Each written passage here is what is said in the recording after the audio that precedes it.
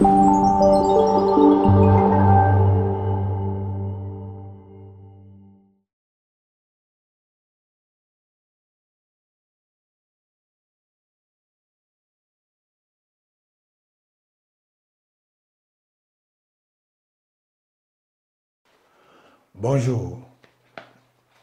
je vous dis la traditionnelle bienvenue à l'Université Oufoutis de Recherche. Aujourd'hui, nous allons partager sur la perception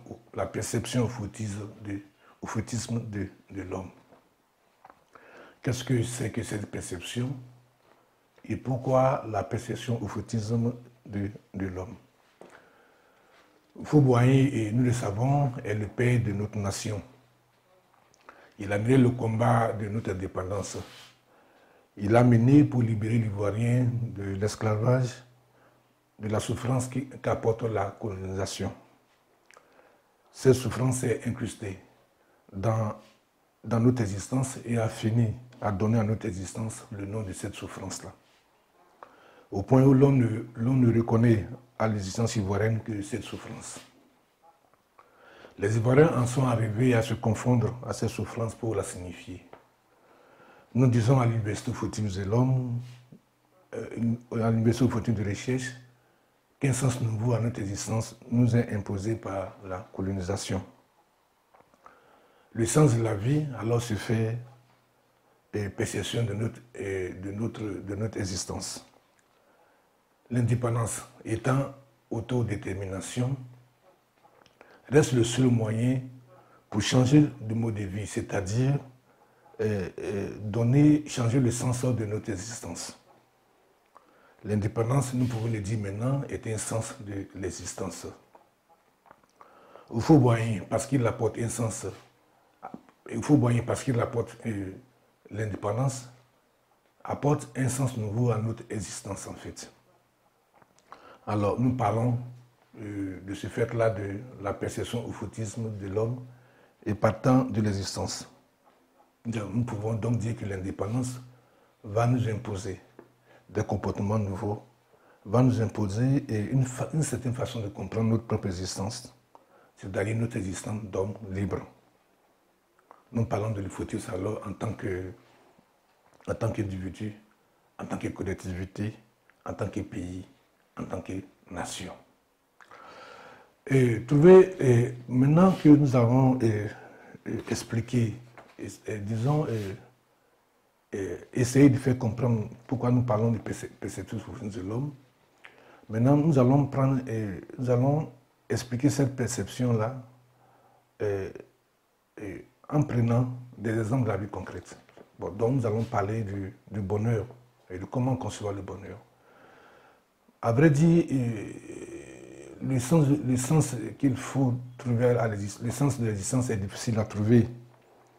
Mais le bonheur vrai, c'est-à-dire la véracité du sens de la vie, on la trouve dans la réalisation du bonheur.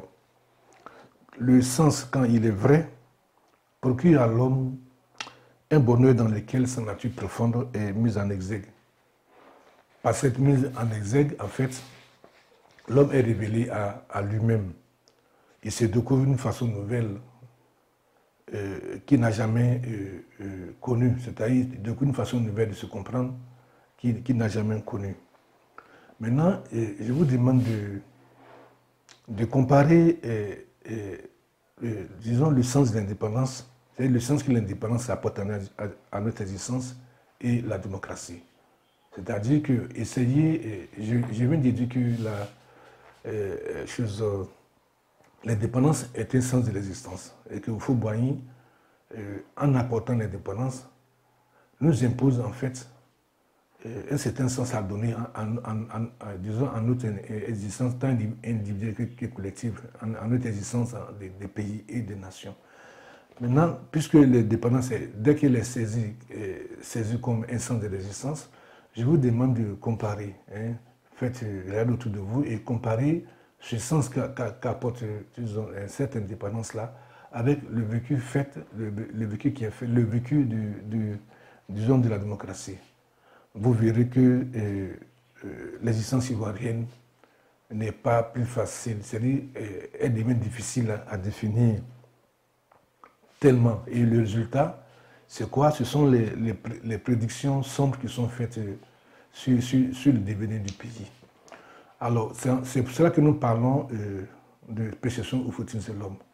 À partir de ce moment-là, puisqu'on peut constater que l'indépendance, disons, le sens qu'apporte l'indépendance, qui est liberté, qui est tout ce qui va avec la liberté pour le bien-être et le bonheur de l'homme ivoirien, ce sens-là, il est mis à défaut, il est mis en mal par la pratique qui est faite, la pratique qui est faite de la démocratie. C'est pour cela qu'en partant de la pratique qui est faite de la démocratie, on ne peut pas, disons, on n'a plus le sens que, c'est-à-dire qu'on perd le sens que apporte l'indépendance à l'homme.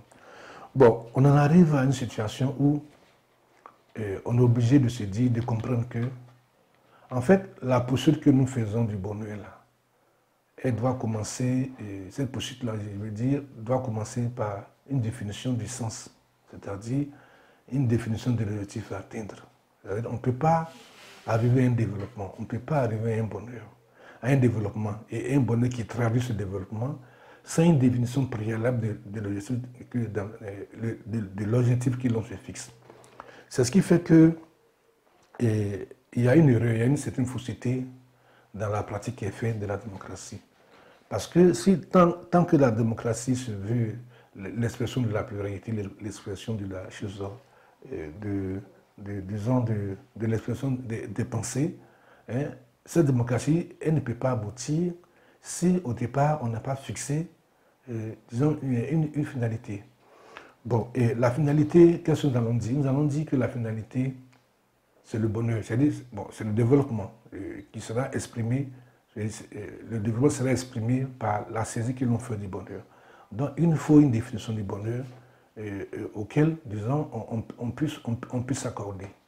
C'est pourquoi j'ai dit que l'essence de l'existence, ce n'est pas tant l'argent que nous recherchons, c'est pas ça, c'est le bonheur vient du sens que l'on commence par se donner sur le bonheur. C'est-à-dire, ça commence et ça aboutit à la compréhension qu'on s'est donné du bonheur. C'est quoi le bonheur? Une fois qu'on a défini, alors l'argent vient jouer le rôle qui nous permet de garder le sens que nous avons, disons, décidé de notre bonheur.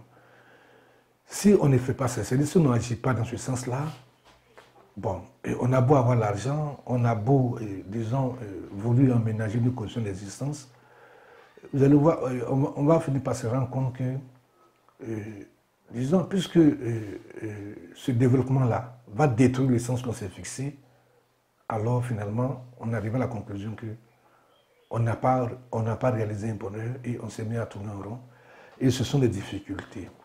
Donc, il faut comprendre que les difficultés naissent du sens qu'on a donné à la vie. Les difficultés naissent du sens disons, du sens perdu de l'indépendance. C'est-à-dire que nous avons perdu le sens de l'indépendance. Alors, pour que je puisse justifier le sens de la perte de cette indépendance-là, disons la perte du sens de cette indépendance-là, je suis obligé de parler de l'indépendance dans l'esprit du fouet. Voilà. En fait, l'histoire est là. Bon, on ne peut que témoigner du fait que le désir d'indépendance peut habiter tout homme, en fait. Mais l'indépendance, elle a été obtenue par l'action de quelqu'un. Et serait gravée de façon jusqu'à l'éternité, on ne pourra plus changer. C'est-à-dire qu'on n'a plus deux indépendances à vivre encore. Ce qui nous reste, c'est le vécu concret de cette indépendance-là. Alors donc la démocratie, le rôle de la démocratie, comme nous sommes plusieurs, comme il y a pluralité des pensées, le rôle de la démocratie ne peut que concourir, disons, à la consolidation de ce vécu en tant qu'homme libre, homme indépendant, en tant que pays libre, en tant que pays souverain, en tant que nation libre, en tant que nation souveraine en fait. C'est pour cela que la démocratie ne peut plus avoir un sens qui ne consolide pas l'esprit même de l'indépendance que nous avons obtenu. Le faire, c'est détruire même l'indépendance et finalement ne pas se donner le moyen de ne pas aboutir, disons, à bon port. Donc, vous voyez, le foutisme, alors, j'espère, à partir de là, se laisse comprendre. Le foutisme se propose, en fait, se veut, se reconnaît dans ce propre que le foutisme a apporté, disons, cette contribution-là, et cette façon de comprendre, ce sens à l'existence, en fait.